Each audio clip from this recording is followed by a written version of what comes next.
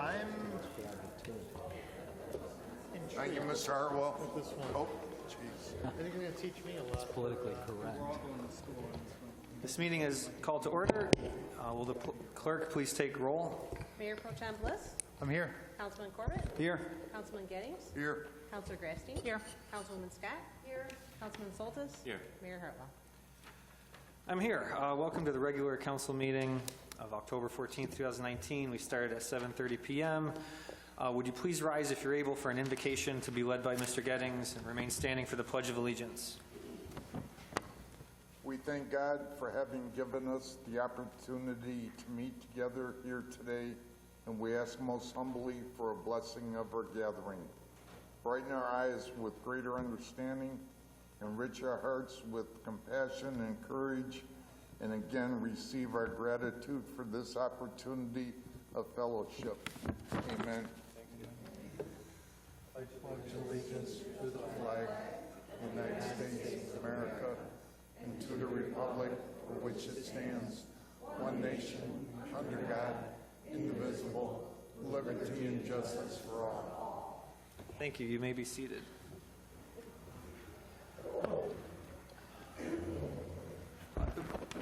Before we jump into the agenda, I had an announcement to make on behalf of City Council and staff. It's not very nice. On Monday, October 14th, 2019, that's today, the Madison Heights Police Department was notified that a business on 13 Mile was the victim of malicious destruction of property. The business was found to be spray painted in several areas on the outside of the business's building with racial slurs and references. There is a closed caption TV footage identifying images of the suspect. But on behalf of the City of Madison Heights, I just want to definitively say that racism has no home in the City of Madison Heights, Michigan. The leaders of our city, the people, the families, the businesses of our city condemn any hateful ideology, and law enforcement will fully investigate the racist graffiti messages that were placed on this local business. Frankly, there are not two sides of the argument when dealing with white supremacy. It's disgusting, it's unwelcome, and it doesn't represent the diverse and inclusive community, including the 18% of our residents who were born in a foreign country. Madison Heights is a very special place, and we condemn this act.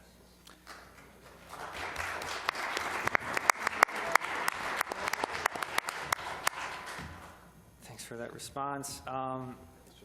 To pivot back to the agenda, Could you point to are there any additions or deletions to the agenda? All right, we can go to presentations. We have one tonight. It's the presentation of the Citizens Academy participant certificates. Mrs. Marsh, do you have a report? Yes. So the city just completed the second year of the Citizens Academy. It ended last week. It was a very successful program, enjoyed by both the citizens and our staff. So I want to thank everybody that participated in that program, and thanks City Council for allowing us to continue that. So tonight we have a presentation of some of the photos that were taken, and the mayor has certificates for those of you that participated.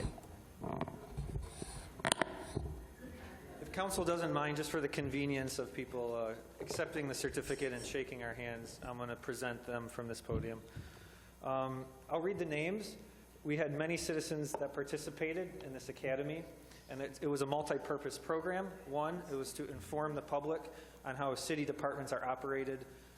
We talked about this. The secondary reasons was to inspire and motivate our department heads, who are very hardworking, and the participants of the Citizens Academy did just that.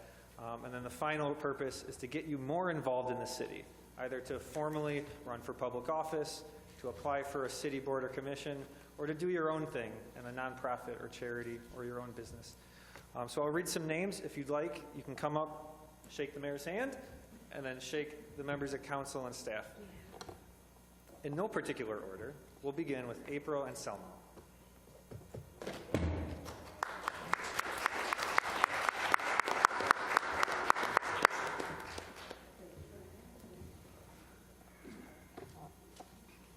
Cassandra Berrigan. Congratulations. Alexander Beds. Nellie Brown.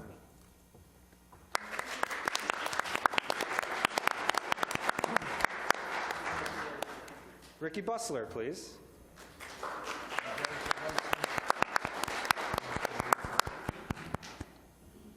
Thanks for participating.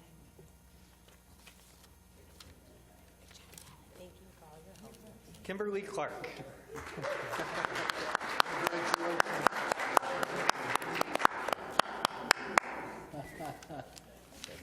Sean Fleming.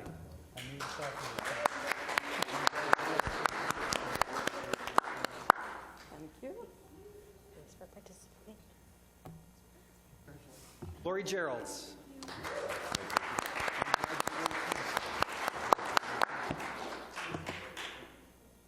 Thanks for participating.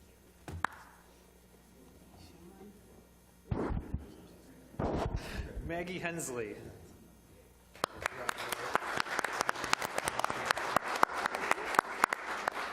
Thanks for participating. Keith Herkett.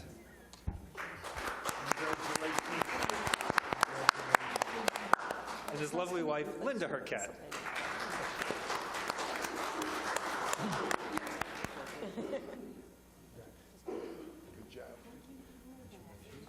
It was nice to meet you guys.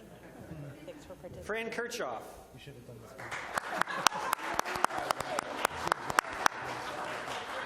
It was nice to meet you guys. Thanks for participating. Thanks for participating.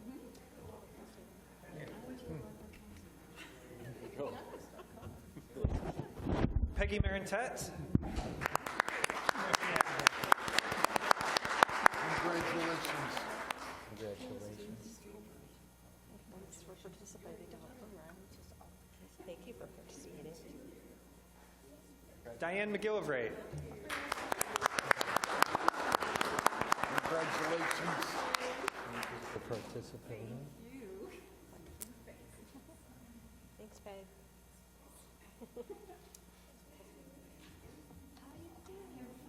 Vita Palazzolo.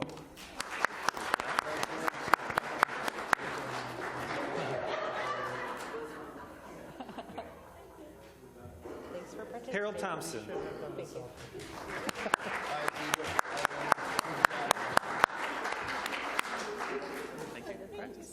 Thank you for participating. Jennifer Zamarzlik.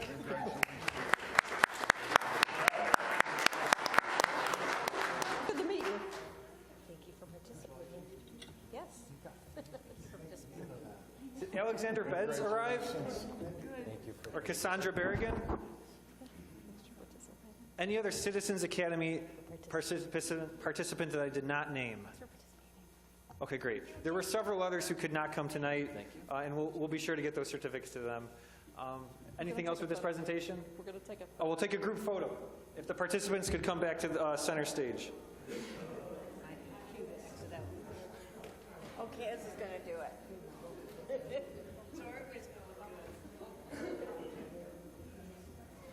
lady was here, she was so sorry, she wanted to see you, talking to you. Good, I didn't know if you had a chance to talk. Hey, Mark, can you give me a hand? I can't get the agenda to come up. Which one? Tonight's, No, but which one is it? I'm not positive. I'll go get the guy. Thanks. Yeah, sorry, I don't know which one it is on there.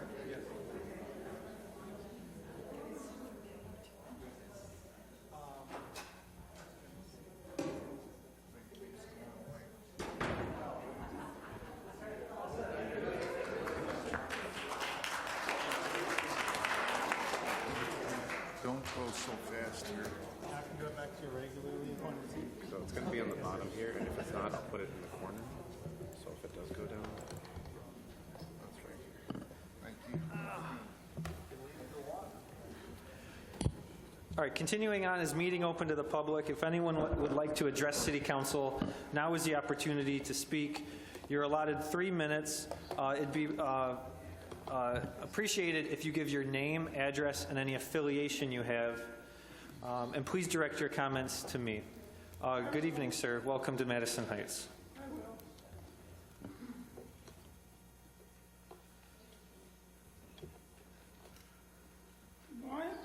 Brian Otwell said, Lyons, Brian's for judge,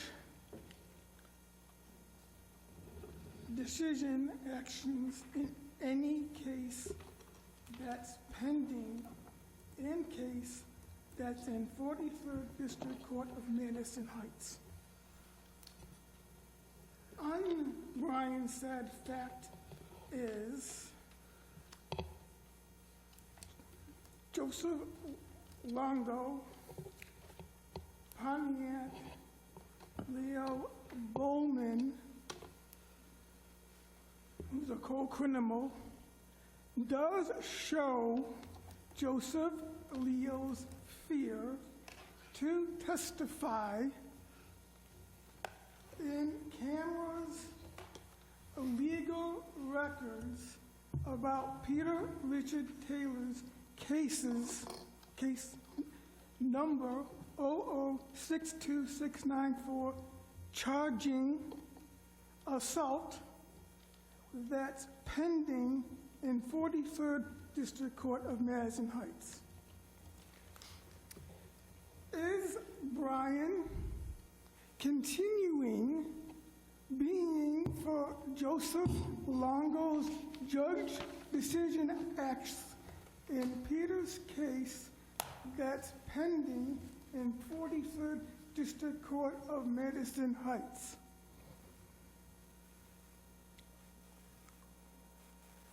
You can speak now, Mayor, who is Brian Hotwell. Thank you, sir. This is the public's turn to speak. You have another minute and 10 seconds. I know you can speak now, too. You can speak. You can answer the question. 60 Well, silence is also is as good as answering the question, and you just did, and you are continuing being for Joseph Leo's judge decision X in Peter's case that's pending in 43rd District Court of Madison Heights.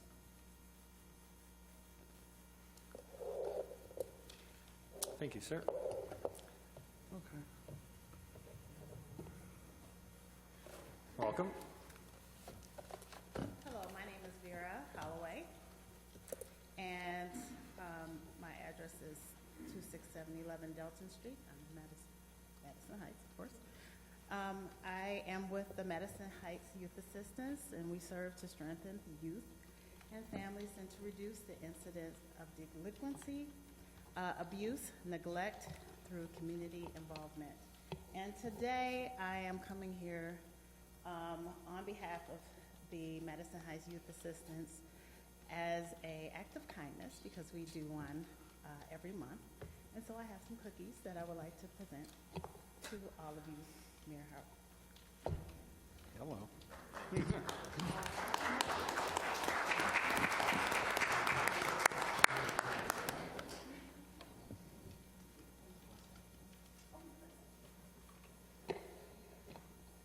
Notice how the mayor is not distributing those cookies. Hey, no talking, no talking, no talking.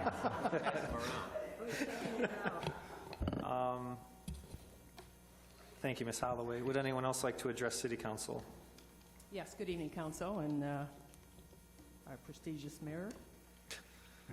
My name is Vita Palazzolo, 27074 Nanton, and I'm here just to kind of let you know about something that a group of us volunteers are putting together, or have put together, I should say, and continuing to do.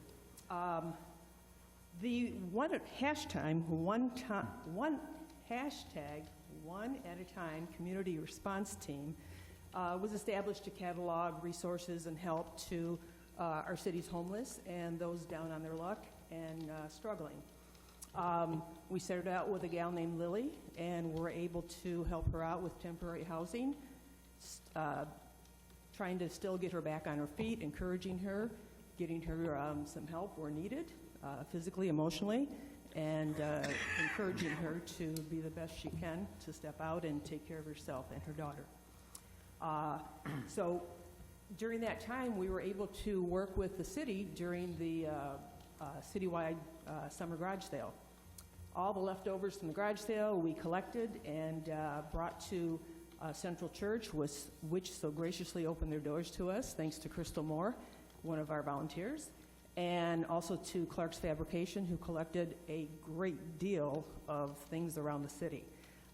We were able to, we helped over 150 people with free giveaway that day. We put out tables and organized clothes and home goods and furniture and you name it, we had it. And just gave them bags and said, fill them up. We had everything from tears to how much can I take, really? And thank yous that were just incredible. I don't know who was blessed more, so it was amazing.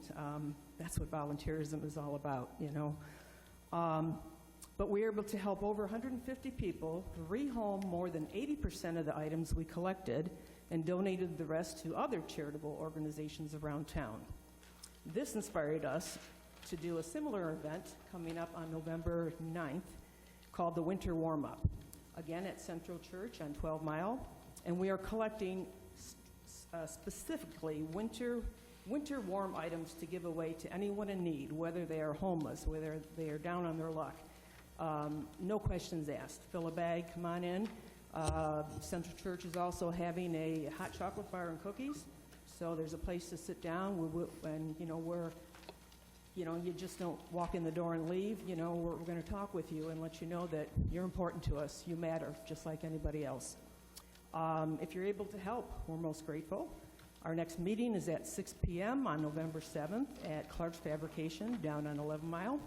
And we're collecting goods there, and we're also getting some of this area businesses involved and hopefully doing some drop locations similar to the Toys for Tots with the boxes, and working on that. It's important. That's what our city is about, getting involved and touching, one hand to the other. Like you said, Mayor, there is no room for discrimination anywhere, whether it's race, whether it's creed, color, sex. There is no excuse. We are here to help each other. I had worked for Beaumont Health Systems for almost 6 years, lost my job in December of 16, lost my house after 12 years. I lived on Bretton Woods in January of 17. And I also have multiple sclerosis. Lost my insurance. If it wasn't for the grace of God, the people in my life that I have, the tribe that are sometimes more family than blood, that I've chosen to be with, I wouldn't be standing here today. I'd be back on the street drinking. I know that. I know my history, and I thank God for my 32 years of sobriety. And I thank God for the people that put me back on my feet and got me into a place, and I'm still in the city renting on Nanton, and I'm very blessed to now be able to give back. This is what it's all about. There, but for the grace of God go I. I was that close, and I know a lot of us probably still are, that paycheck to paycheck or living disability to disability. So this is what we do. This is why we do it. It's a love for our city. It's a love for our brotherhood, sisterhood. And any questions, come see Kim or I, or come get a flyer and bring it to your business, and have some contests with your fellow employees. Fill it first. Thank See you. who can do it. Thank you.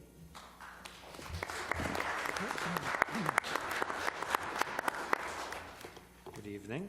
Good evening, City Council. Thank you for letting me speak tonight.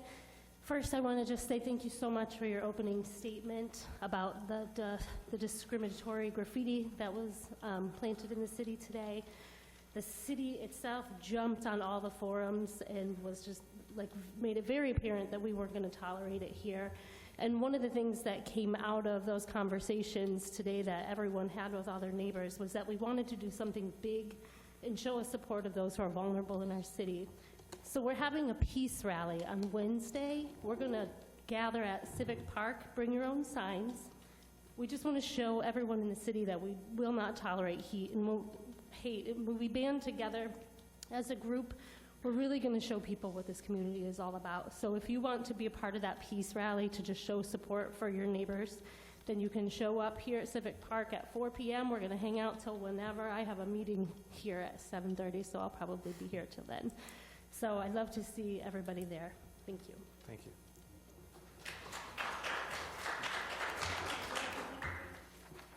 The meeting is still open to the public. Would anyone else like to address City Council? Good evening. Good evening. I'm Gloria Moore, Friends of the Madison Heights Area Senior Citizens is who I'm representing. Live at 27368 Dartmouth. We meet every third Tuesday. This meeting, we happen to have free cider and donuts. So anybody that's interested in having free cider and donuts, come on by. And it's over at the Clark's Fabrication at 1444 East 11 Mile Road. That's between John R. and DeQuinder on the south side of the street. And we're looking forward to seeing everybody there. Thank you. Thank you.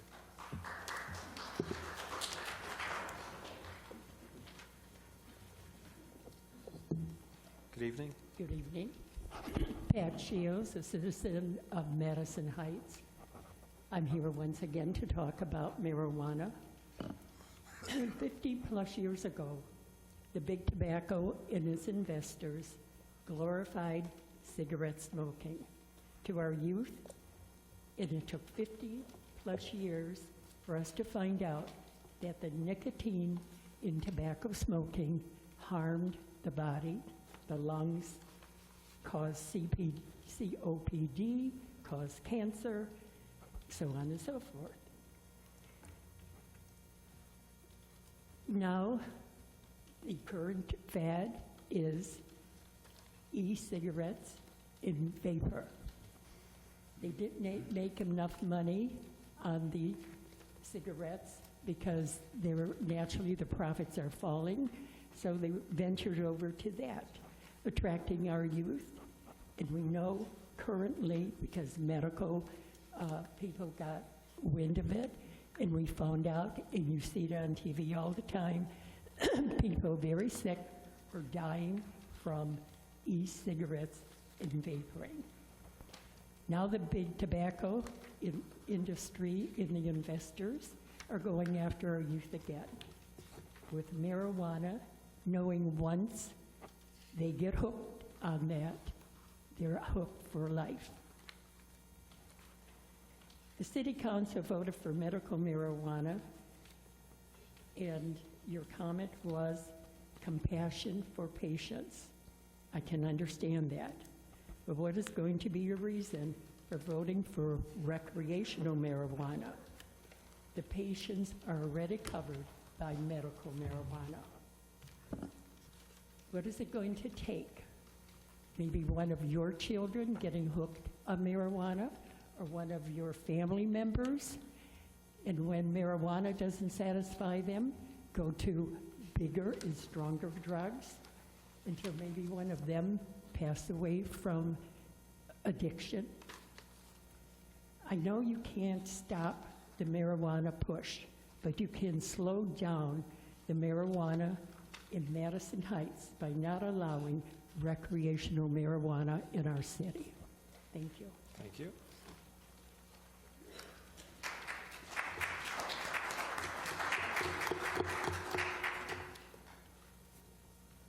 Good evening.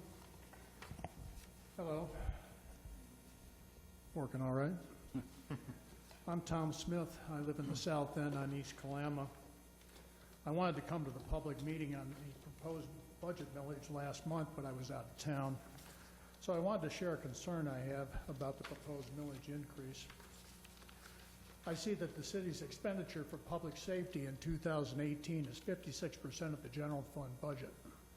I don't know if this is all in, including pensions, equipment, buildings, and such, but I'll bet that cost is escalating as a portion of the general fund.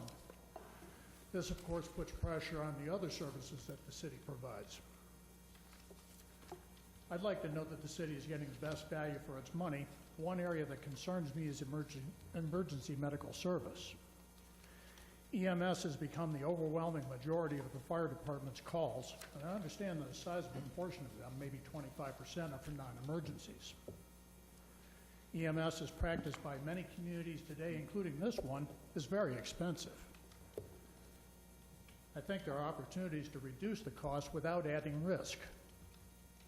These include priority medical dispatch, alternative transportation like Uber, and outsourcing. As costs continue to escalate, we must look at unsustained service models and seek the most cost-effective solutions that provide top value to the taxpayers. I'm not criticizing our fire department, and public safety should always be the city's top priority. I am challenging the status quo. I am simply suggesting that we consider the best options available for the city's taxpayers and stakeholders. I hope the city has actively considered EMS options before requesting its tax increase. That's all I have. Thank you for listening. Thank you.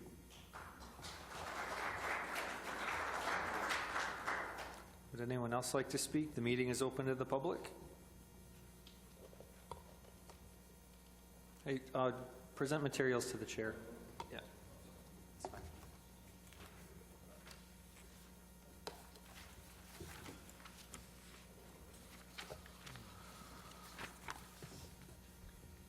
All right, I'm Sean Fleming. I live at 27120 Barrington Street here in Madison Heights. Today I'm coming to the board, the city council, in regards to some findings that I've found after it was brought to my attention by other citizens of our community with the location of the Madison Athletic Club building where the new medical marijuana facility will be located at. So according to the ordinance 2129, section 7-310, with the location requirements, it says that no medical marijuana facility shall be located within 500 feet of a residential zone.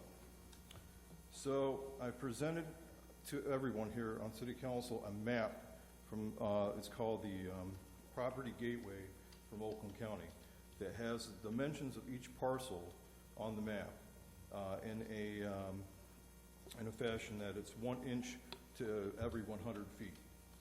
So measuring from the parking lot of the MAC Center, the MAC building, to well within 2 houses within the past Girard, north of Girard, is 500 feet or more. I mean 500 feet or less. So my concern is that we may have overlooked, we actually did overlook this 500-foot buffer from the residential zone to the new medical marijuana facility location.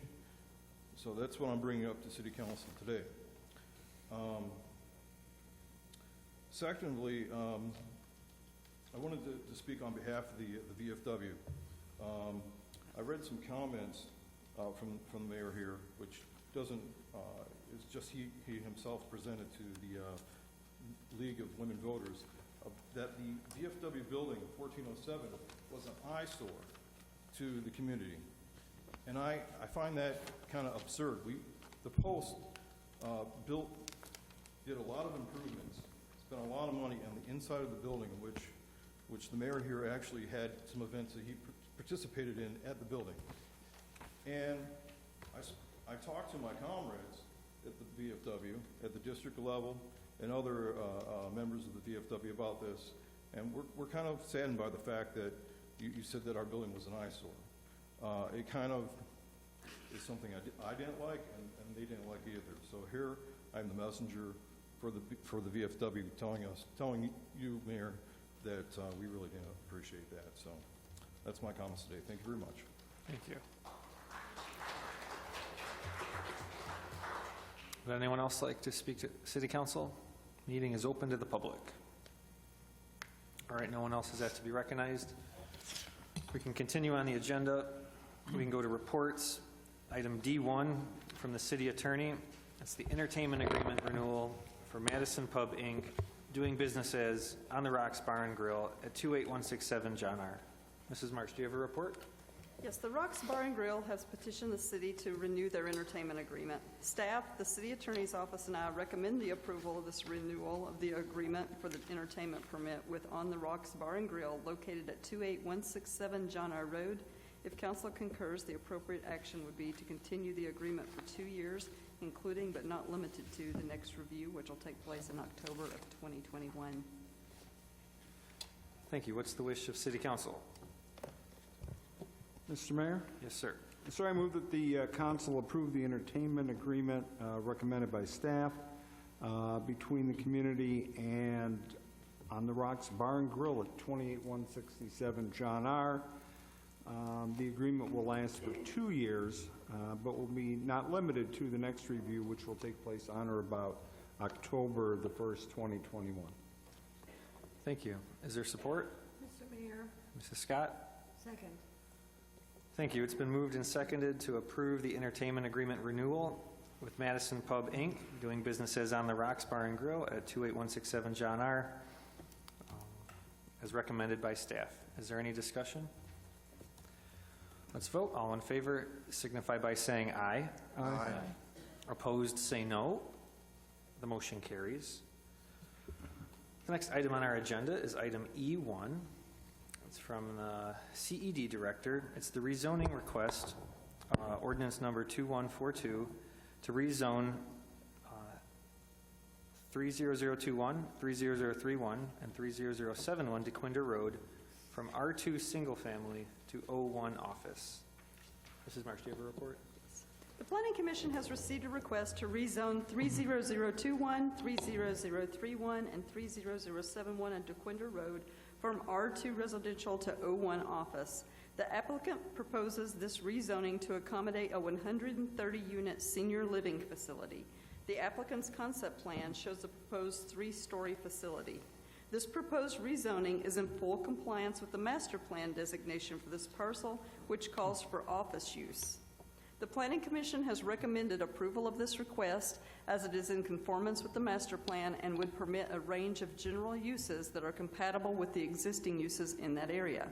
Staff and I concur with the recommendation of the Planning Commission and recommend approval of the requested rezoning by adopting 2143 on first reading and schedule a public hearing and second reading at the next council meeting, which is October the 28th, 2019. Thank you. What's the wish of City Council? Your Honor, Mr. Bliss. just a clarification before I make my motion. In the comments, it was listed as ordinance 2143, but on the agenda it says 2142. Which ordinance would I be, what is the number would I be making a motion on? Just for clarification. It is Great question. 2143. 2143, okay.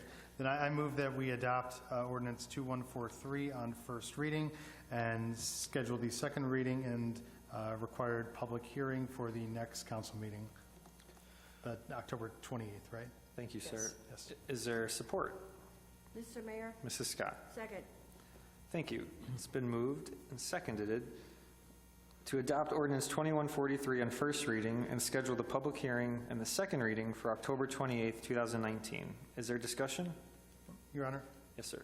Just really quick, when we talked about this at the Planning Commission, which the mayor and I also serve on, there were several property owners that were there who had different concerns about this development, and I was really happy to hear that per some of the comments that we shared in the Planning Commission meeting, that the developers sent information in a letter to all the properties that touch the parcels that are set to be developed. They had a letter, information regarding what the building was going to be, a colored site plan with elevation, and then they've, I think, met with several of those homeowners as well to describe what will be happening and what will go in there. So I'm very appreciative of the developers for taking those steps. It's not a requirement, but it's really nice to see. So thank you. Thank you. Other council comments? All right, let's vote. All in favor signify by saying aye. Aye. Opposed, say no. The motion carries. The next agenda item is F1.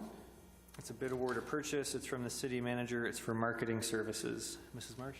So as part of the strategic plan for 2020, City Council adopted 2 goals related to marketing for city services and the city as a whole. In addition, as part of the Redevelopment Ready program offered by the state of Michigan, the city must have an established marketing plan. As a result, staff issued a request for proposals for marketing services and received responses from 18 firms located across the nation. Staff narrowed these proposals to 6 firms and conducted meetings with each firm. Marks Lane and Company, located in Farmington Hills, presented their ability to provide all the marketing services expected and exceeded all other firms in the background knowledge of the city, public relations experience, and overall comprehensive marketing plan for the city.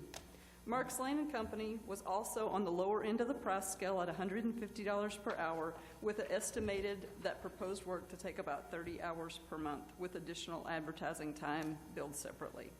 Based on this proposal and our goal to have this firm conduct training for staff as well as additional special projects and program promotions, staff and I request that City Council approve a contract with Marks Lane and Company for a 1-year period beginning on October the 15th, not to exceed $72,000, with an option to extend on a year-to-year basis thereafter upon written agreement, and to authorize the city manager to sign. And we do have Michael Lane here with the company to introduce some of their staff members. Thank you. What's the wish of City Council? Your Honor, Yes, sir. I'll give it a go. That's quite the motion. I move that we award the contract for marketing services to Marks Lane and Company to perform these services at a cost of $158 an hour for this 1 year, with an amount not to exceed $72,000. I'd also like included in the motion that staff has approval to extend upon written consent, and that the mayor and clerk can sign on behalf of the city. The city manager. Mayor and city manager. Okay. Just the city manager. Just the city manager. Got it. Thank It you, was like sir. 90% there. So. Is there support? Mr. Mayor, Mr. Corbett. I'd love to reward that effort with support, sir. Thank you. It was moved and seconded to award the contract for marketing services to Marks Lane and Company at a rate of $150 per hour for a period of 1 year on a contract not to exceed $72,000, with an option to extend on a year-to-year basis thereafter, authorizing the city manager to sign any contract on behalf of the city. Is there discussion from council? Mr. Mayor, Yes, sir. could we hear from the gentleman at this time? Yes. Is there a representative of the firm? I'd welcome you to the microphone. Welcome to Madison Heights, and please identify yourself. Mayor Hartwell, City Manager Martian, honorable City Council members and residents. My name is Michael Lane. My name is Michael Lane, and I have owned Marks Lane and Company, a marketing and public relations agency, for 32 years, soon to be 33. We specialize in real estate development and have worked with municipalities and major real estate developers, ranging from residential, commercial, and industrial throughout southeastern Michigan. I've also been a big fan of Madison Heights for many, many years, coming here to dine. We understand Madison Heights. We know that you don't want to mimic Royal Oak, Ferndale, Hazel Park. We think that there's tremendous opportunity now based upon demographics and location and costs, and our plan will involve media relations, social media, website, special events to help brand Madison Heights, and our purpose will be to help retain and attract residential, commercial, and industrial business. Very well, sir. I want to also introduce Glenn Oswald will be working with me. Glenn, how many years have we worked together? 19, okay. And Lana Minnie. Lana's a former journalist. Glenn is actually a former journalist, but we've worked together on many real estate projects, and we're honored and appreciate this opportunity. Thank you, sir, very much. Other comments? Your Honor? Yes. So in my private sector life, I'm a vice president of marketing. So let me ask you 2 questions that I want to know before signing off on this. The first, what percentage of these hours will be done by freelancers or contractors? I should have said my agency's about 20 people. This is all done in-house. We have a team of people from writers, designers, publicists. So I would say 90% of it is done in-house. I don't know, we're trying to really define the scope of how we're going to attack this project, but should there be complex computer programming, at the back end of your website, I may rely upon outside help. Okay, that's fair. But in answer, it's really, we'd like to do everything in-house. Okay, and then that in-house team, what percentage of them specialize on the digital side? About 4 people. 4 of the 20? Mm-hmm. Okay. And what are their specialties? Well, everything from understanding how to optimize the back end of a website to how to create content for SEO, to designing beautiful websites that we think will stand up to some of the best in the nation. And then there's the whole social media side. So how to create content that's meaningful, how to reach meaningful audiences, how to engage those audiences in meaningful dialogue, and how to make it all work together. And I think that's one thing that we offer, because a lot of entities will go to one company to design their website, another company to do their social media, another company to do their media relations, and they don't really get the synergy that's needed in a marketing campaign. Yeah, I've been enthusiastic about this project since I got elected to council 5 years ago. And I think this is necessary. I do want to make sure, though, on the advertising side, you have that in-house as well? We do. I don't see us engaging in extensive advertising. Okay, not even on social for an event that we were trying to push? You wouldn't be doing- We may boost social media, and we do a lot of that. But I guess when I think of advertising, I think of TV, radio, newspaper, and that can be quite costly. And No, I'm talking more on the digital side, not the traditional. We do a lot of, we manage social media for a lot of entities, and we boost and do advertising, and we have one gentleman on staff who really specializes in that. And what platforms does he operate on? What social media platforms? LinkedIn, Facebook. We found Instagram to really be important, Twitter. Okay. And last question, just as a follow-up, if I may. What were some of the findings in your preliminary research that you could share with the public of opportunities that you're going to be able to benefit our city?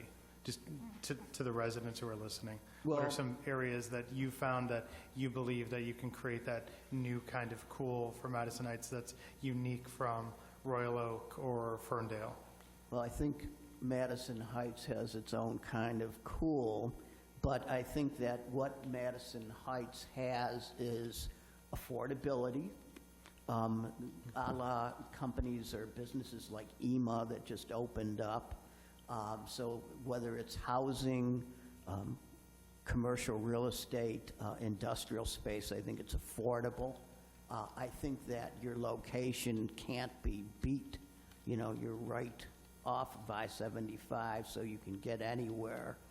So location is something that can be played upon. I think the changing demographics of people wanting to live close in and wanting to have like a pedestrian scale so that they can walk to markets and stores, I think is in your favor. And I think that those are the primary marketing advantages that you have. That's some good market research, but what are some opportunities that you use that research to then improve the city? Well, I think, how would we go about doing this? Yeah, just a couple of things just for the residents who are listening. Well, I think, you mentioned social media. We've worked with major real estate developers like Grand Saqua, Showstack, Taubman, but I think that using LinkedIn, for example, in launching a campaign to reach out to developers. And I know that I didn't get a chance to meet the entity, but someone's looking at developing senior housing. But how do we use LinkedIn, for example, to reach out to developers for, let's say, commercial uses or industrial uses or even mixed use, multifamily? How do we reach them and let them know what's going on in Madison Heights and why this is a great time and a great place for them to develop here now? So would you be doing that directly with the use of like a business development representative who's directly sending those messages? Are you looking at like sponsored in-mail?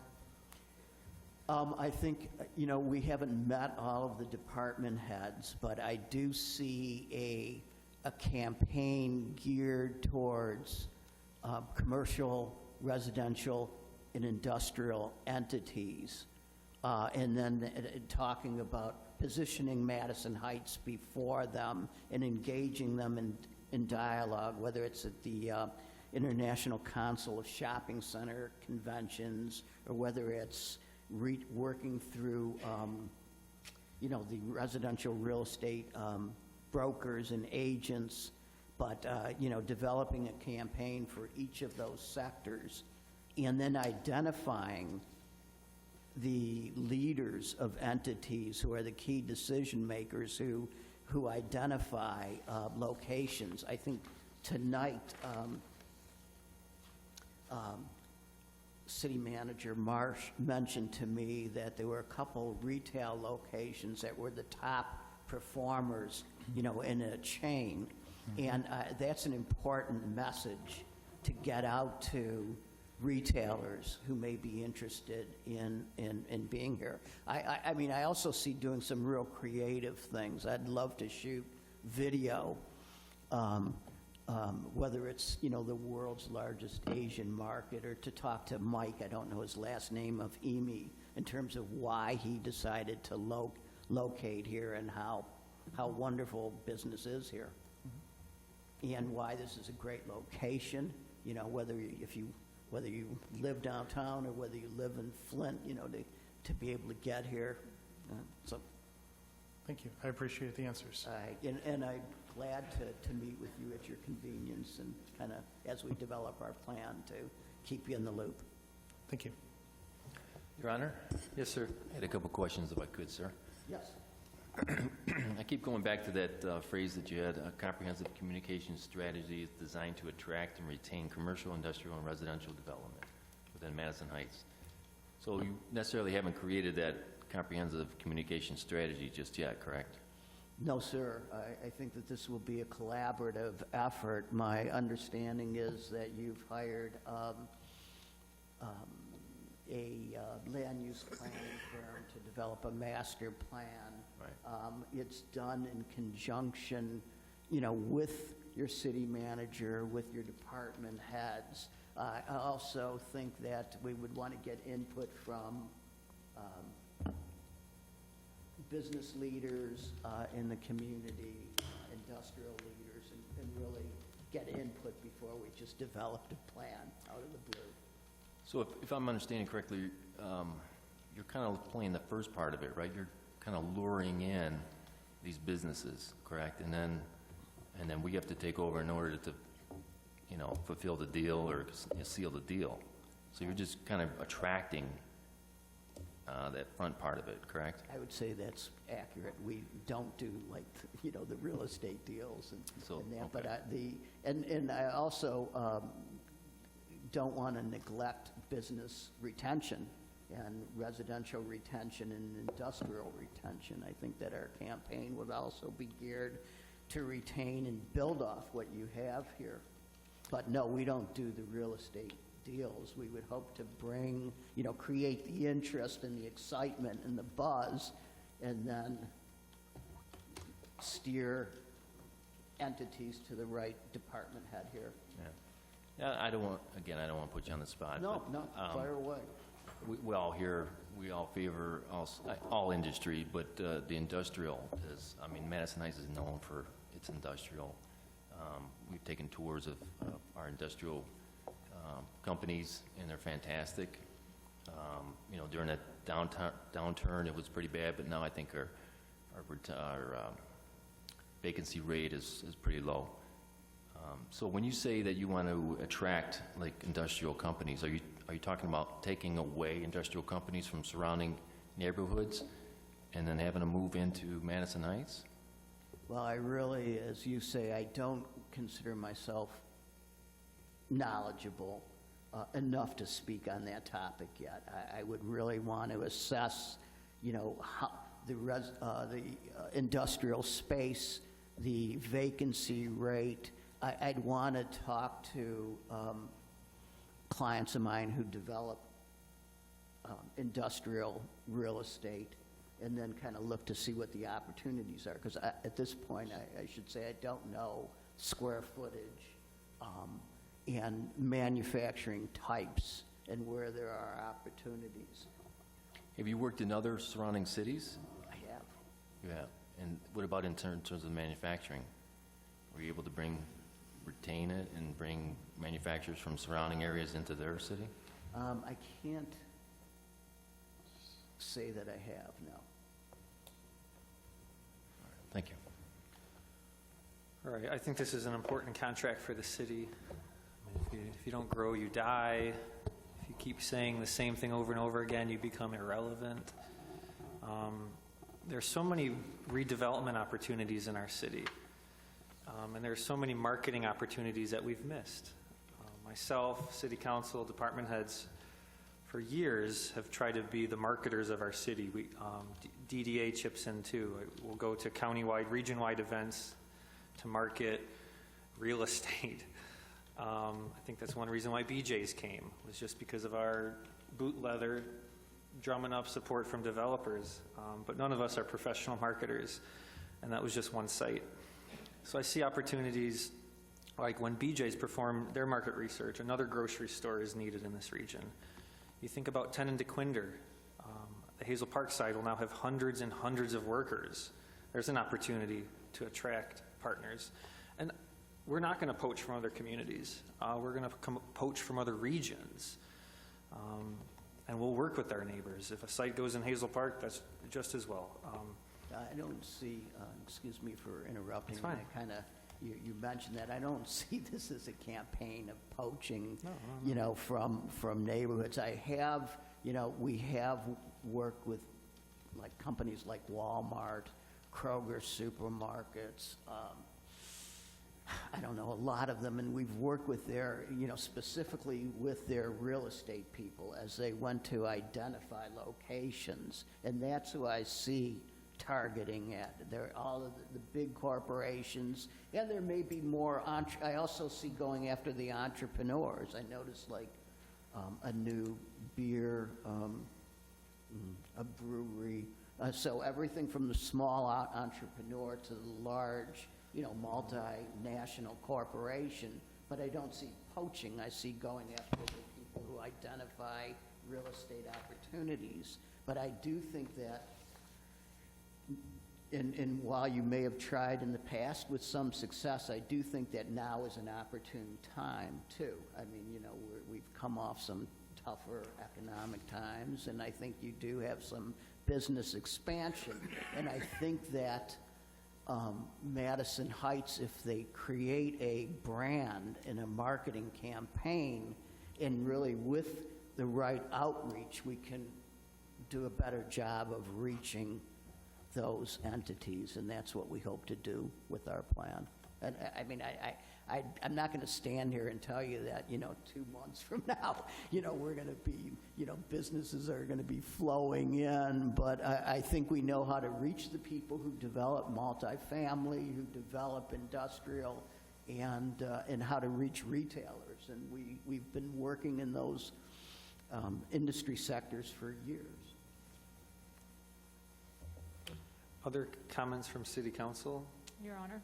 Yes, please.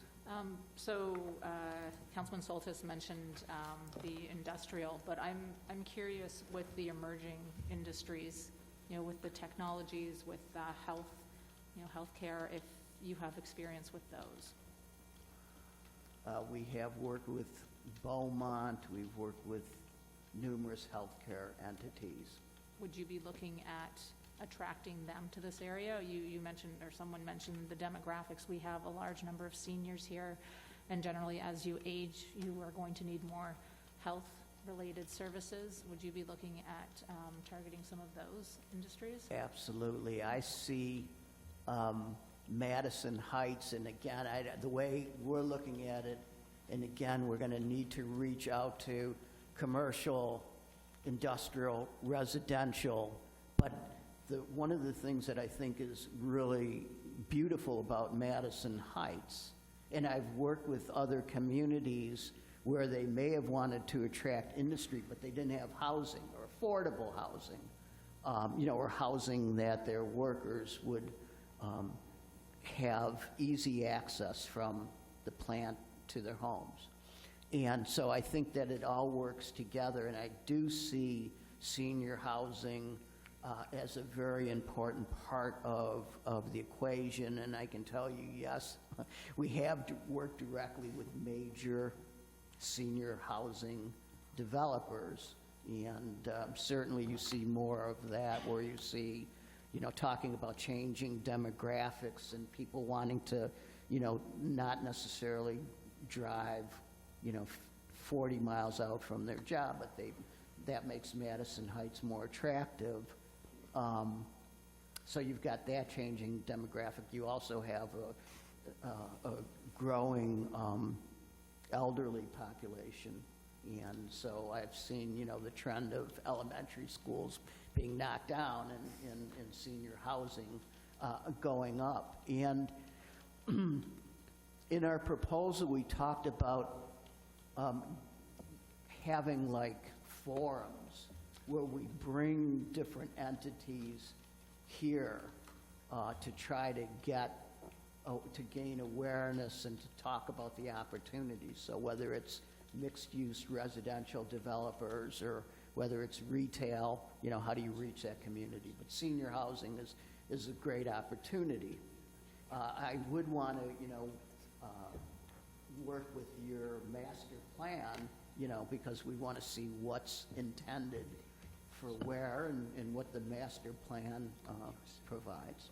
I should also say, I'm a city planner by training. I received my master's degree quite some time ago from Wayne State in urban planning, so I'm pretty aware of that whole situation. And there's planners that I'd like to involve in this. We worked for years with the Urban Land Institute, which I think is a great organization to involve, and with the American Institute of Architects, was a client of mine for many, many years. But I think reaching out to those entities, because I think there's a real interest now in communities like Madison Heights, and how do you develop those communities or redevelop them?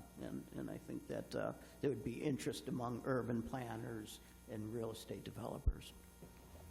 Your Honor, may I just add something real quick? I'm glad my colleague brought up the hospital systems and healthcare, because I've been in healthcare for quite a while, and I think it's important to know, in fact, it's critical to know that we have Ascension Hospital here, and it's a delicate, we'd have to walk a very fine line. It's a delicate relationship I would not want to tarnish by bringing in one of their competitors necessarily. I mean, there's other ways to handle that, but I think it's important that we're cognizant that we have a loyal patron, if you will, hospital system here already in Madison Heights, which is only 30,000 people and how many square miles, so. Just want to clarify, I actually wasn't talking about bringing another hospital. I know what you're saying, and you're right. But I'm talking about all the ancillary that go along with it. So not everyone wants to go to the hospital, and the hospital's only a certain size, but I mean, they might be actually a candidate to have outreach programs throughout the city. I think one of the things that you asked me if I already have a plan, and I said, no, I don't, because I think our first greatest opportunity is to grow. I talked about retention and attraction, and I think when I say retention, I also mean to retain and grow what you have here. And I think you have some tremendous businesses and assets. And how do we first start there and say, well, how do we grow Ascension? And what are their growth plans? And how does that fit into the master plan? And, so how do we work with what we already have? I think you have some great businesses here. And how do we get them to grow here? Thank you. Are there other comments from City Council? Mr. Mayor, Yes, please. a question of Mr. Lane and Mr. Aldwell. Thank you for being here tonight and presenting this and giving us a really good picture of what you hope to achieve here in Madison Heights. I would like to ask you, there is one statement here that you made, and I'll read it. Create graphic standards for the new Madison Heights brand, including but not limited to logo, slogan, targeted messages by sector or example.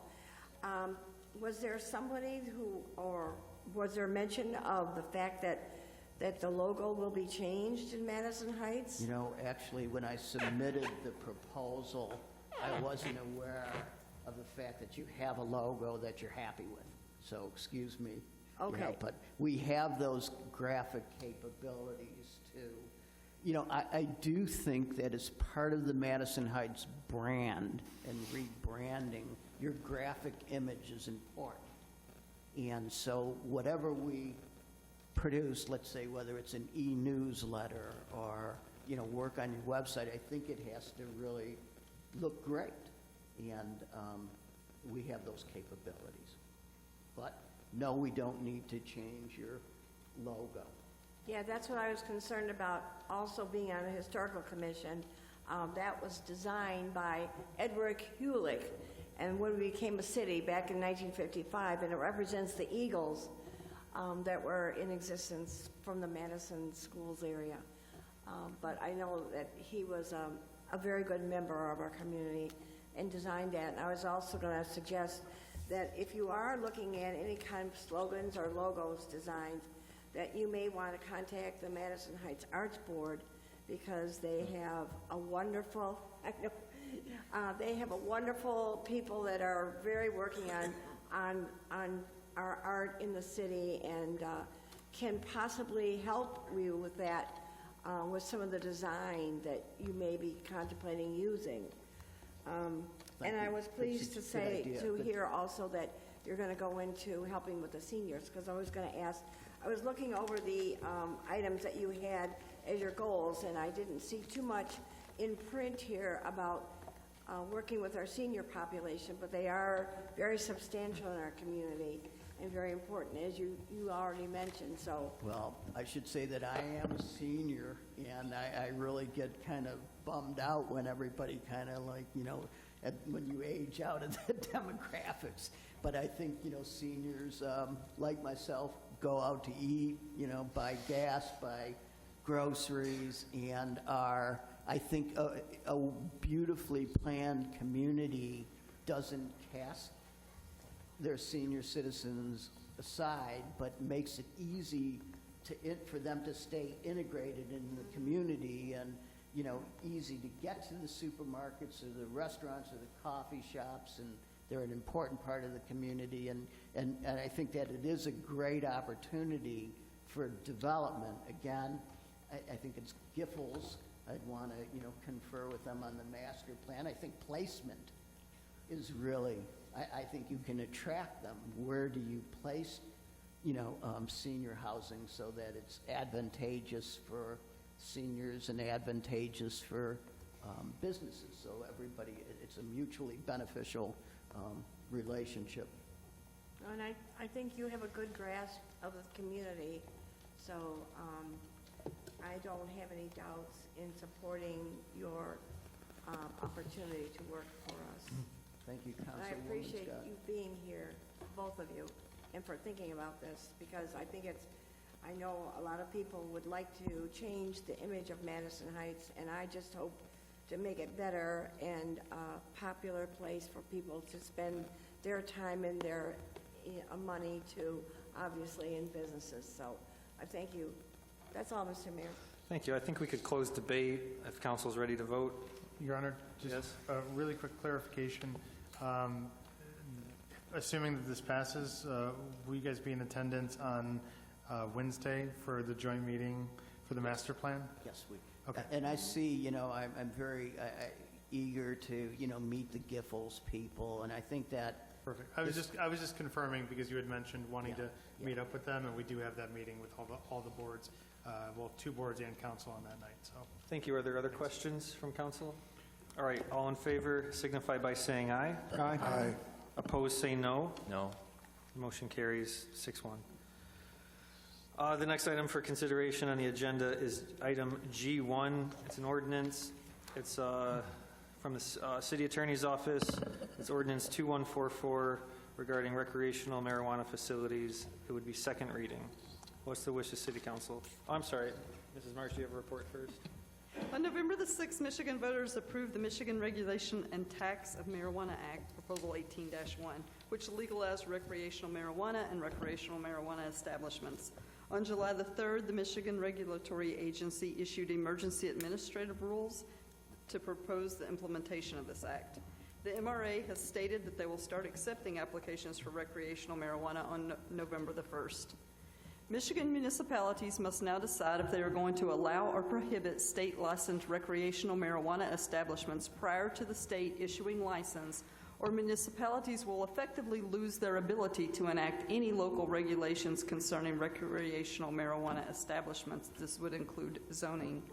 Thus, attached for City Council's consideration is the proposed ordinance that prohibits recreational marijuana establishments pursuant to the MRTMA, and in order to allow council time to establish regulations if they were to allow these types of facilities in the future.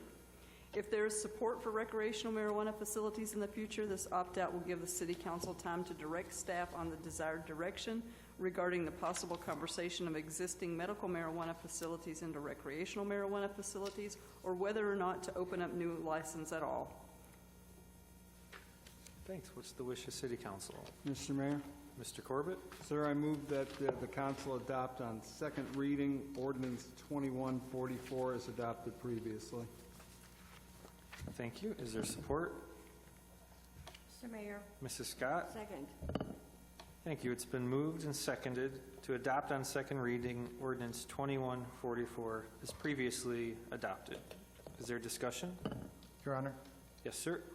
So I still favor the sunset. I think we need to tell the citizens who voted for this that we will deal with this at some point. But honestly, my biggest challenge with this is this item failed on second reading 2 weeks ago. We do have a legal opinion. None of that background information was provided to the public.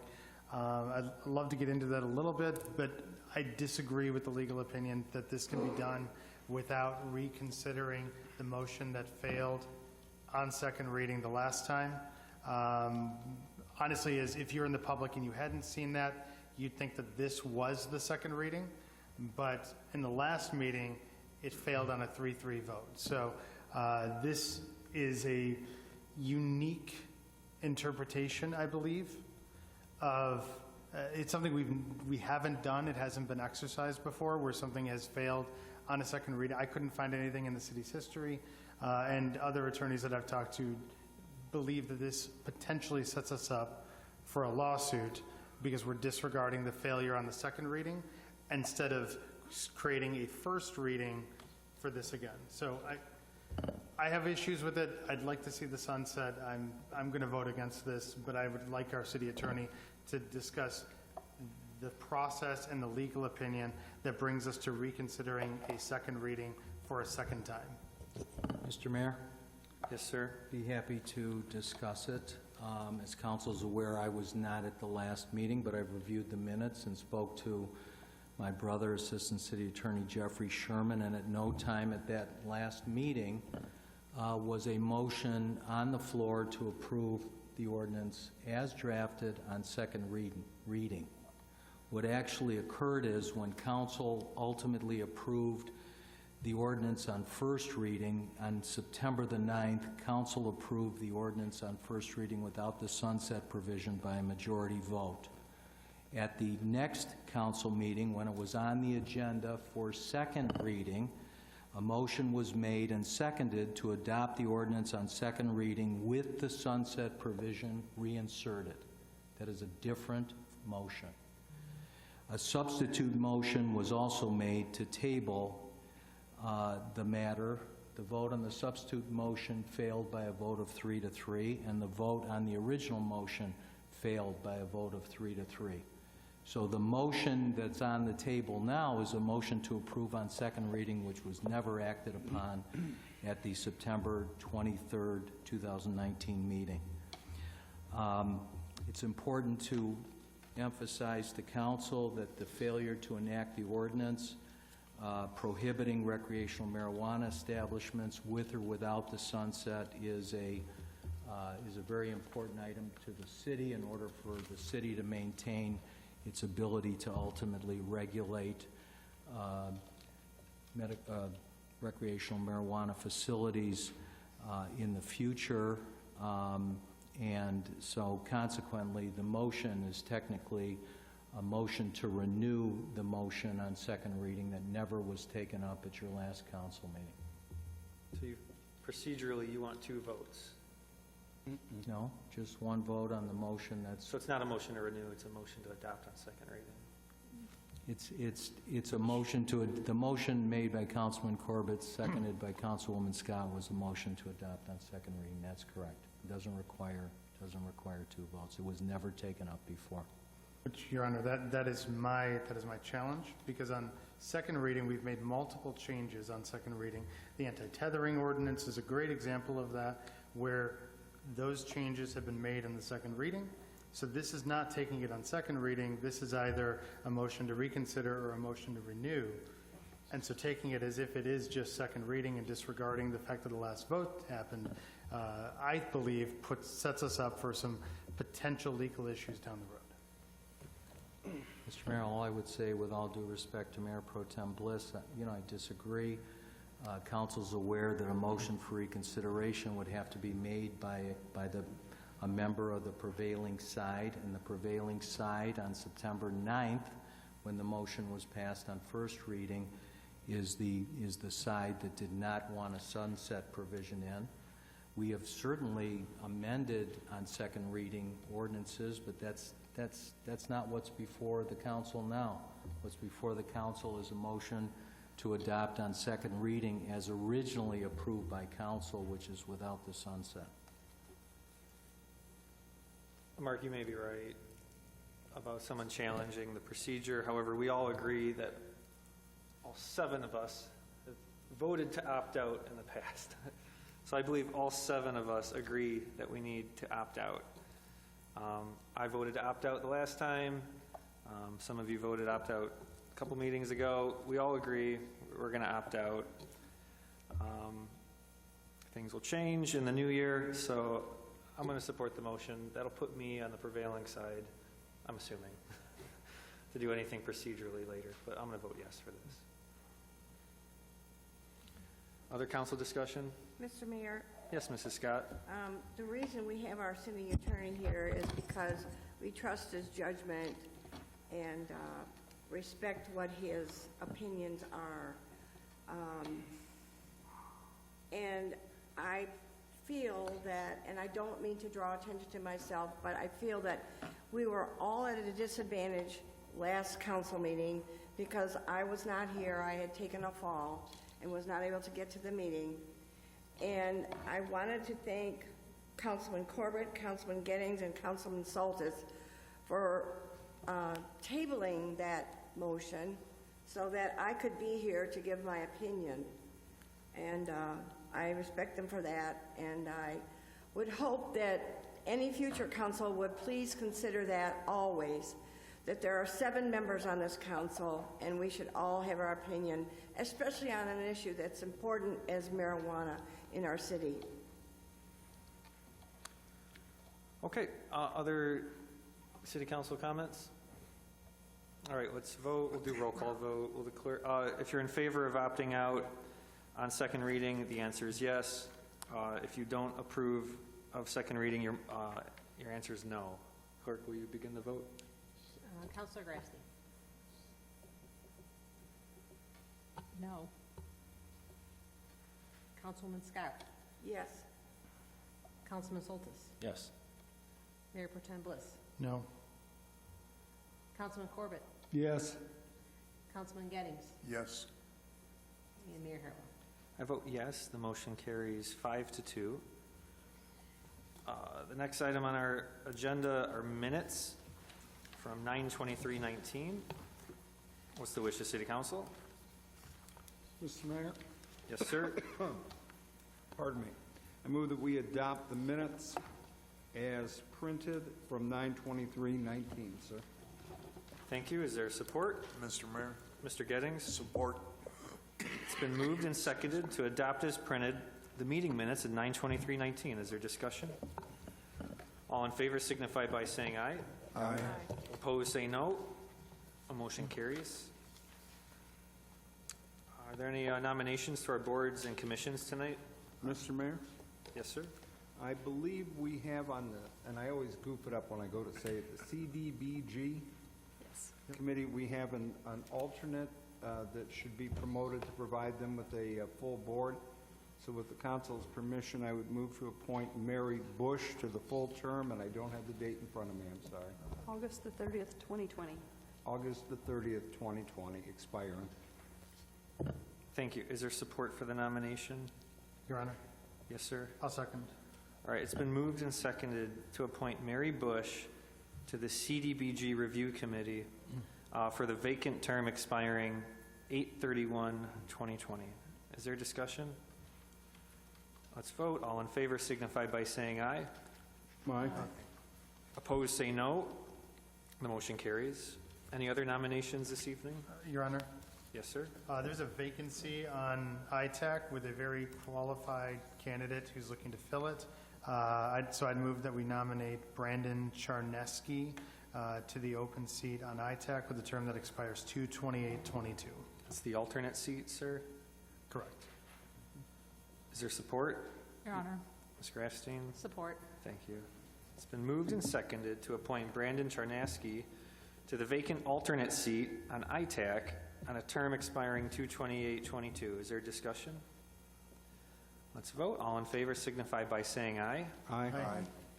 Opposed, say no. The motion carries. Any other nominations this evening? All right, there's no executive session. Before we adjourn, I'd invite any closing comments from members of council and staff. Mr. Corbett, would you like to begin? Two quick items, actually. One that we kind of went through quickly earlier. I wanted to acknowledge the folks over at the On the Rocks Bar and Grill whose license we renewed, or entertainment license. The women and men over there do good work. They run a good ship, and they're very community oriented. I know a few times they provided food and drink for in support of the parade. I know that was a location. And I'm sure, as soon as I walk out of here, somebody will tell me 5 times it wasn't. But they run a pretty good operation. When there are problems, they take care of it. And I think we found them to be generally cooperative in many, many respects. So congratulations to them. Although they fall out of, or no, do they? Are they technically in or out of the DDA? I can't think of where they are. I think they're out. Well, they are certainly a player, and they help to improve the John R. business community as a whole. So congratulations and good luck to them for another year. As usual, we'll be Fridays at the library. If anybody would like to stop by 1 to 3, and be happy to talk with anybody about any issues in the city. Thank you, sir. Thank you. Mr. Bliss? Yes, Your Honor. So one of the reasons why I love government in general, although I don't necessarily love all government all the time, but one of the reasons I love government is that it's natural checks and balances. Automatic checks and balances. For us, that's the people. It's our job to serve the people, and if we're ever not doing that, then the check and balances, then we don't come back. And our job is to offer some of those checks and balances with city staff, with opinions, and making sure that the voices of our residents are heard. And so I'm proud to be able to do that. Tonight, I had a disagreement. Our city attorneys do great work. I don't want that to be lost on the fact that there was one item in the last 5 years that I disagreed with them on. But it's my job to say that because I'm here to represent the people. And so for those that are watching and paying attention, there was quite a bit that went into where we ended on that vote. We're going to continue to work on that. That's not something that I think we can disregard. As was mentioned previously in opening comments, marijuana is here. It's legal. Licenses are going to be starting to be awarded in the state of Michigan, and we need to determine what the residents want out of that. And so we're going to keep working on that. And please, you're our check and balance. So give us your feedback. Let us know what you want, and it's our job to listen. That's it, Your Honor. Thank you, sir. Mr. Gettings? Thank you, Mr. Mayor.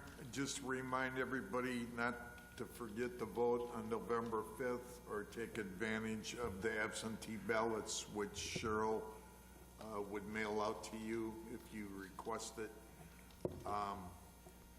Again, as Mark said, you know, we work for you guys. You say who's going to be in and who's going to be out, and the millage is coming up, so I hope everybody comes out and exercises their right to vote. Thank you, Mr. Mayor. Thank you. City Attorney, Mr. Sherman? Thank you, Mr. Mayor. I agree with the Mayor Pro Tem Bliss that there are times when we might have a disagreement or a difference of opinion, and that doesn't, and it's not personal, and it's in a spirit of respect, and I appreciate your comments. I wanted to mention that the mayor, myself, my brother Jeff, attended the funeral last week of a longtime attorney, Leslie Katinsky, whose office was right across the street.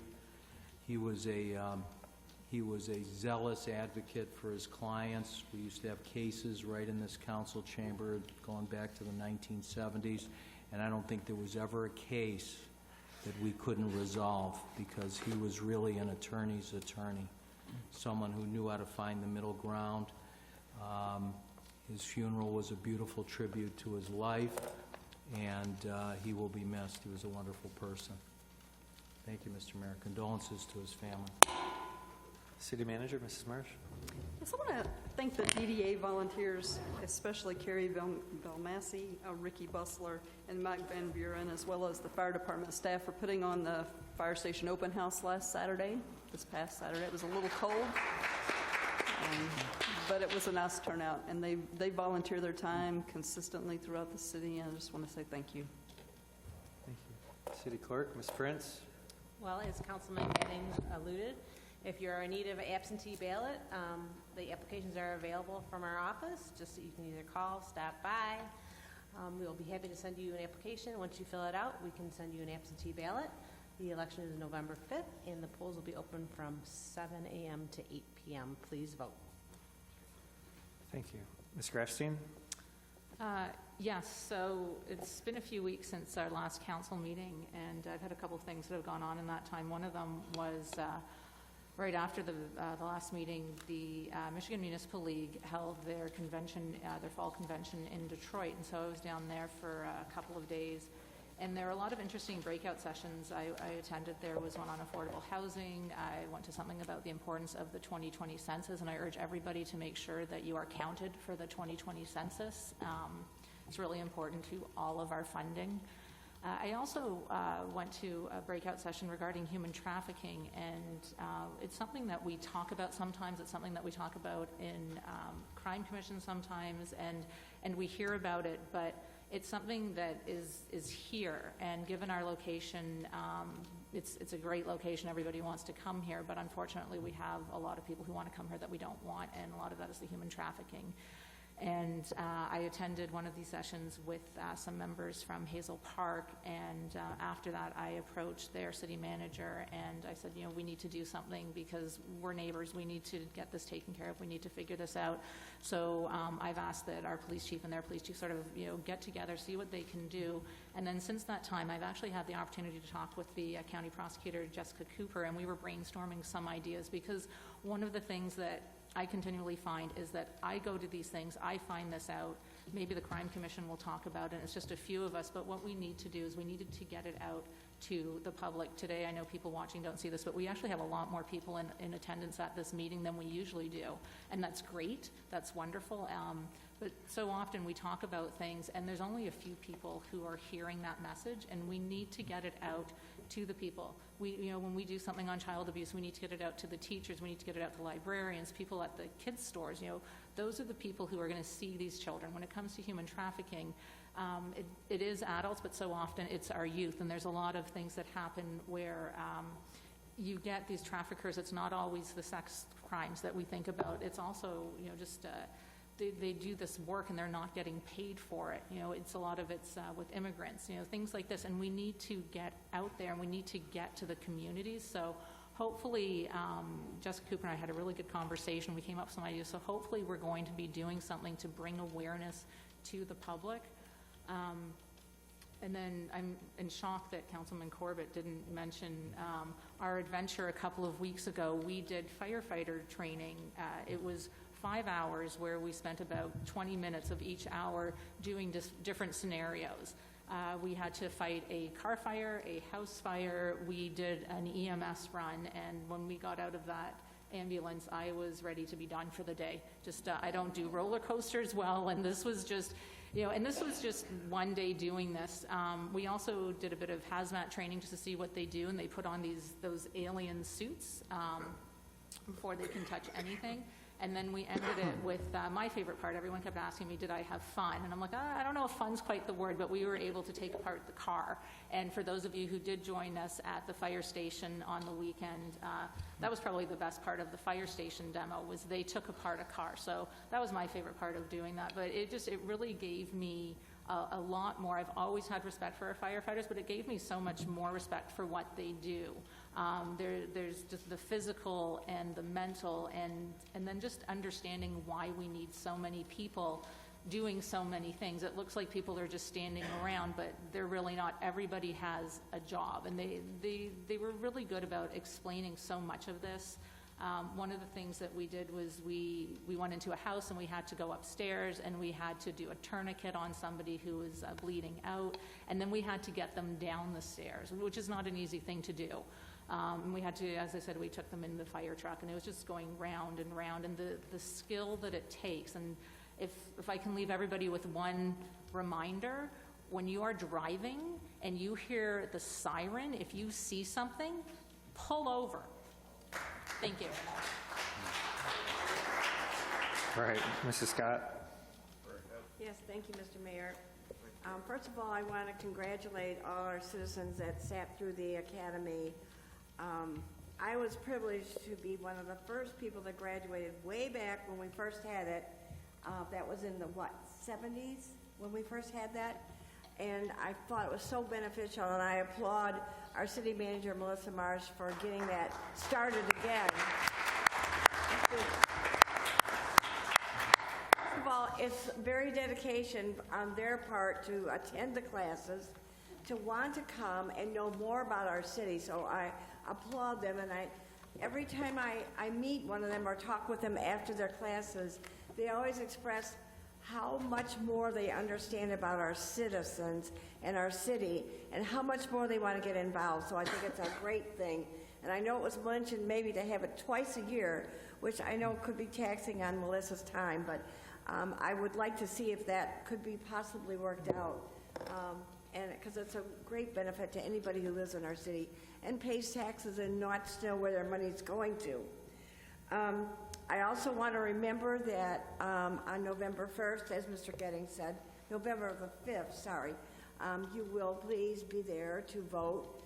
Luckily, we now can take the opportunity to vote and not have to be there. We can do it on our ballot just by contacting City Hall, and they will send you an application. You can mark it right there and drop it off. So it's much more convenient. I applaud the state for finally approving that.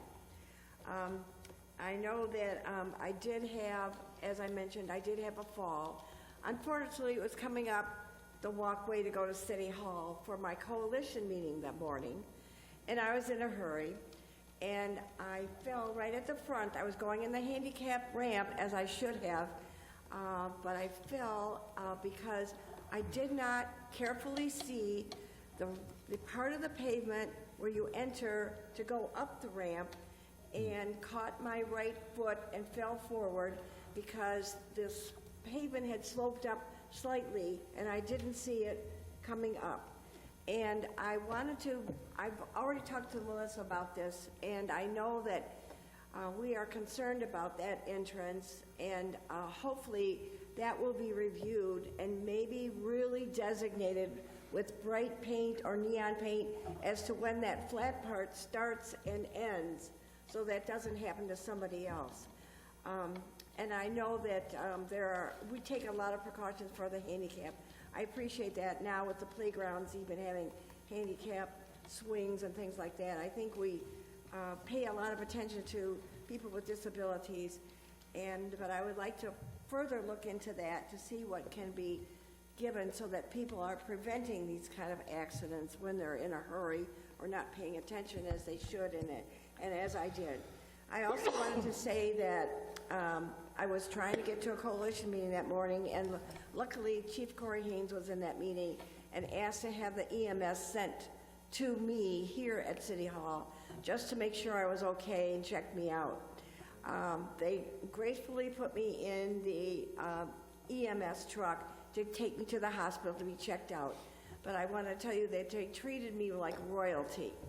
And I wanted to say how comforting they were and how they took all the tenseness away from what I had done stupidly by tripping. I want to say EMS is the best, and all the way over there I kept applauding them and saying how much I was going to support their millage, because they definitely deserve that. And I also want to make sure everybody knew that it was not a publicity stunt on my part. But I did get to see firsthand how much they care about our residents and how qualified they are in helping us. I would also like to say about marijuana, if anybody would like to learn more about marijuana, there's an excellent organization that has been pointed out to me by a resident I greatly applaud. And the group is called Smart Approaches to Marijuana, otherwise known as SAM. You can read about them on Twitter. You can also see they have a Facebook, and they also have a website called www.learnaboutsam.org. And I think it's a great way because these are professional people, medical people that research marijuana and the effects. And I just wanted to read, since this is one of my last meetings, I want to take the time on the council's benefit, if I could read what they said in here. Evidence shows that marijuana, which has skyrocketed in average potency over the past decades, is addictive and harmful to the human brain, especially when used by adolescents, which is one of my greatest concerns. In states that have already legalized the drug, there has been an increase in drug driving crashes, youth marijuana use, and costs that far outweigh pot revenues. These states have seen a black market that continues to thrive, sustained disparities in marijuana arrest rates, and tobacco company investment in marijuana. So I would just say, you vote the way you want to, but please read this over and do the benefit of knowing both sides of the story. I thank you very much for your indulgence. Thank you. Mr. Soltis? Thank you, Mr. Mayor. I too want to congratulate the Citizens Academy participants. I went to the last meeting, and it was nice to see everybody there and how much they learned, and the city manager, Marsh, did a fantastic job, number 2 or second year, so I'm looking forward to the third one. Also, I'm glad Councilor Grafstein mentioned about EMS. I was EMS for about 10 years private, though. So I everything you said, that's what we did 100 times over.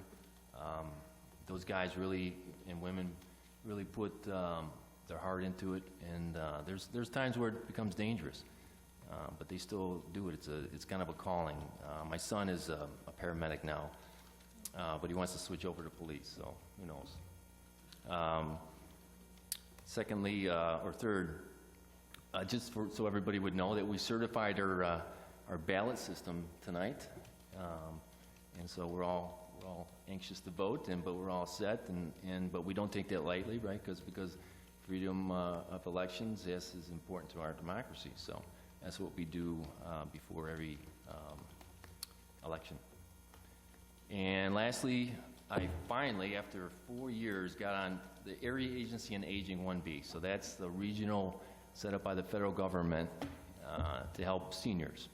And it's throughout the entire nation, right? So after 4 years, I think I got finally on the advisory council now. And so, yeah, thank you.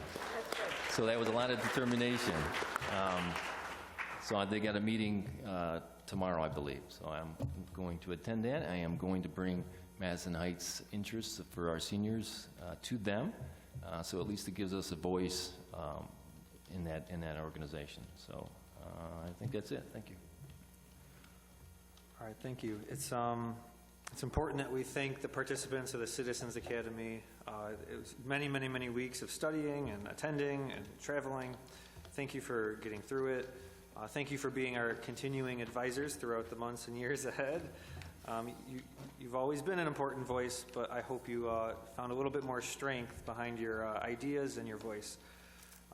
It's that time of year where the leaves will start to fall, and so if you know a disabled senior or a low-income vet or senior, contact the Madison Heights Active Adult Center, formerly known as the Senior Center, and they'll get you on a list where myself and some other volunteers from both school districts will clean the front yard of the leaves. Oh my gosh. One complaint was lodged that we should not rake the leaves because pollinators need to sleep and live in the leaves. I'm speaking, I don't even... True. I don't mean to demean it, but that is very important.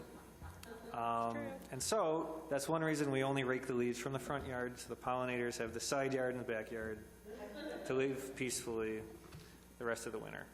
But seriously, though, if there's a neighbor of yours, and there are hundreds and hundreds of low-income seniors and disabled seniors that cannot clean their front yard during the fall, and I'll tell you, it's some of the most special interactions I have and the student volunteers have when some of the seniors will say we're the first interaction they've had in weeks besides food services. So please, if you know a neighbor in need, contact the Active Adult Center, and I'll personally be there with the rake. And that's it. I don't think we have any other business tonight. The meeting's adjourned.